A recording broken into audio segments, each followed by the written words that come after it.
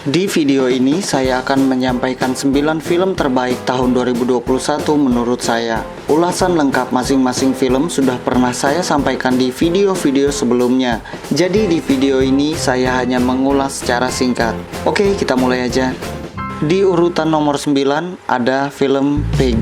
Salah satu dari film yang berhasil bikin saya nangis tahun ini. Film drama ini sangat mengesankan karena membuat saya peduli dengan seekor babi yang memiliki penampilan yang sangat singkat.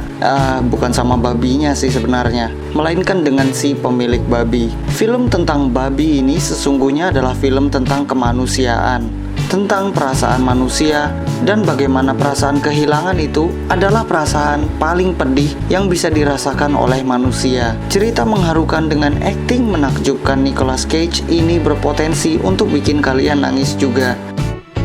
Di posisi nomor 8 ada The French Dispatch. Film ini seperti sebuah lukisan cantik yang bergerak yang menyuguhkan cerita yang membosankan. Bagian yang mengkisahkan tentang pelukis adalah satu-satunya bagian yang sempurna dengan gambar apik, komedi kocak, dan cerita yang menarik. Sisanya hanyalah cerita-cerita yang bikin ngantuk yang diselamatkan oleh penataan gambar yang unik dan memberikan suguhan pengalaman nonton yang tidak terlupakan. Walaupun ceritanya akan saya lupakan. Kalau aja semua bagian ceritanya sama menarik dan uniknya dengan bagian pelukis, film ini bisa jadi film favorit saya tahun ini. Di posisi 7 ada The Harder They Fall. The Harder They Fall dalam durasi 2 jam berhasil menyuguhkan sebuah film yang keren, menegangkan, dan menyenangkan untuk diikutin. Momen-momen sejumlah karakternya yang digunakan untuk memperlihatkan watak serta latar belakang mereka ditampilkan dalam adegan-adegan yang melekat. The Harder They Fall ini diiringi dengan musik-musik yang asik dan beragam dan berhasil melengkapi penataan gambar yang enak dilihat yang memperlihatkan performa Jonathan Majors yang di luar nalar. Dengan senang hati saya bisa bilang kalau film The Harder They Fall bikin saya kembali jatuh cinta dengan genre western dan menjadi sangat berminat untuk mengikuti karir Jonathan Majors selanjutnya.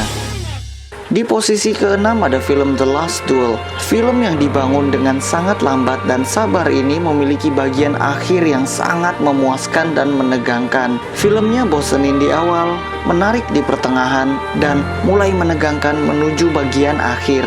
Pembangunan pondasi cerita dan karakter yang lambat dan perlahan membuat bagian akhirnya menjadi bagian yang sangat dinanti, dan begitu sampai ke bagian akhir, terasa seperti sebuah penghargaan menunggu yang sangat berarti dan memuaskan. Di posisi 5 ada Tick Tick Boom. Film ini bikin senang. Lagu-lagunya asik dan sukses memberikan atmosfer yang tepat dalam penceritaan kisah di film ini. Performa Andrew Garfield di film ini mantap banget, baik dalam acting maupun menyanyi. Suara merdunya terdengar menyenangkan di lagu yang menceritakan tentang sesuatu yang menyenangkan, dan suaranya terdengar bergejolak dengan rasa kehancuran saat menyanyikan lagu yang sedih. Andrew Garfield seharusnya mendapatkan Academy Awards untuk performanya di Hacksaw Ridge, tapi film ini berpotensi untuk kembali memasukkan namanya dalam daftar nominasi Academy Awards. Di nomor 4 ada Free Guy. Ryan Reynolds sebagai Ryan Reynolds untuk kesekian kalinya tahun ini. Penyuguhan dunia virtual video game yang kacau dan kekanak-kanakan namun penuh imajinasi sukses menyuguhkan sebuah hiburan yang sangat menyenangkan dan manis, walaupun nggak akan saya ingat lagi tahun depan. Apresiasi lebih untuk Jodie Comer yang memiliki chemistry kuat dengan dua lawan mainnya di dunia berbeda sebagai karakter yang sama namun berbeda. Di posisi ketiga ada The Power of the Dog.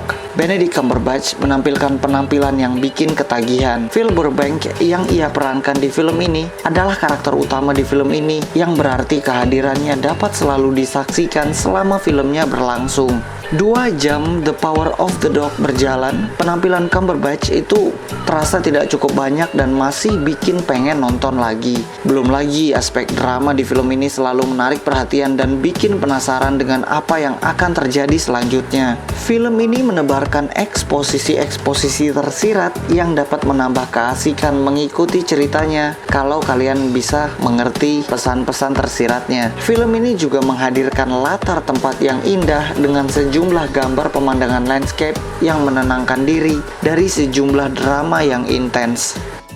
Di posisi kedua ada Dune, drama sci-fi terbaik tahun ini menurut saya di layar lebar. Filmnya terasa sempurna di balik ketidakutuhan ceritanya karena segalanya belum terjawab. Ya wajar karena ini adalah bagian pertama dari 2 bagian film. Walaupun begitu seharusnya sebuah film tetap harus dapat berdiri sendiri walaupun akan diselesaikan ceritanya di film selanjutnya. Film ini hanya saya tempatkan di urutan kedua karena rasa tidak utuh yang menggaruk rasa penasaran saya. Dune yang dibawakan dengan penataan gambar yang indah ini berhasil menyuguhkan pembangunan pondasi dunia serta karakter yang solid. Baik bagian drama maupun laga sama-sama menyuguhkan ketegangan dan rasa ingin terus melanjutkan menonton tanpa rasa bosan. Dune bagian pertama ini dramanya lebih menendang ketimbang adegan baku hantamnya. Walaupun begitu, eksekusi baku hantamnya juga nggak bisa dibilang kacangan. Dan di posisi pertama ada Zack Snyder's Justice League. Menurut saya ketika ada sebuah film yang berhasil membuat saya tertarik selama 4 jam tanpa bosan, saya rasa itu adalah film yang menarik. Zack Snyder's Justice League adalah sebuah film superhero yang saya harap bisa menjadi panutan film-film superhero di masa yang akan datang. Sebuah film superhero yang memiliki momen-momen yang berarti bagi para karakter-karakternya, bukan hanya sekedar sebuah film yang menampilkan seseorang atau sekelompok orang yang mengenakan kostum dan main pukul dengan monster CGI dan menang. Ya, iya sih, film ini juga menampilkan hal yang sama tapi dengan perjalanan yang berarti, baik bagi para karakter yang terlibat maupun saya sebagai penontonnya. Ya, itu dia 9 film terbaik tahun 2021 menurut saya. Apa 9 film terbaik menurut kalian? Sama atau beda dengan saya? Sampaikan aja di kolom komentar. Cek juga pembahasan ini di Instagram saya di Zegapida, di mana saya juga memuat bagian favorit saya dari masing-masing film dan juga ada mix dari film-film yang tayang di tahun 2021. Tautannya ada di deskripsi video. Terima kasih.